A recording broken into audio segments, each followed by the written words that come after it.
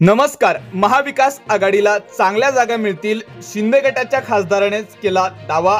लोकसभा निवडणुकीत राज्यात महाविकास आघाडीला चांगल्या जागा मिळतील असे सांगत मुख्यमंत्री एकनाथ शिंदे यांच्या नेतृत्वाखालील शिवसेनेचे खासदार गजानन कीर्तिकर यांनी आघाडीच्या विजयाचा दावा केला आहे.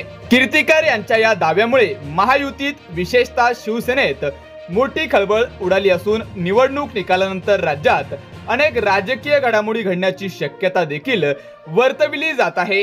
लोकसभा निवडणुकीत महाराष्ट्रात माजी मुख्यमंत्री उद्धव ठाकरे आणि ज्येष्ठ नेते शरद पवार यांनी दिलेल्या उमेदवारांनी चांगली लढत दिली आहे. त्यामुळे महाविकास आघाडीला महाराष्ट्रात चांगल्या जागा मिळतील असा दावाच कीर्तिकर यांनी केला आहे.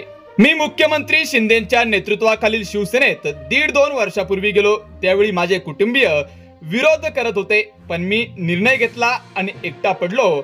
आज टर्निंग पॉइंटला मी मुलासोबत नव्हतो याची खंत वाटते, असं देखील गजानन कीर्तिकर यांनी सांगितलं आहे.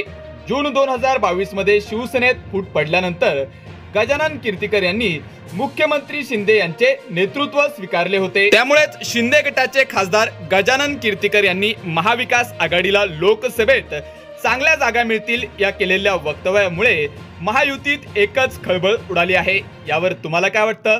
गजानन कीर्तिकर यांनी केलेल्या दाव्याप्रमाणे महाविकास आघाडीला राज्यात एकूण किती जागा मिळतील यावर तुमचं मत, तुमची प्रतिक्रिया कमेंटमध्ये नक्की सांगा आणि अशाच व्हिडिओसाठी आपल्या चॅनलला सबस्क्राईब नक्की करा.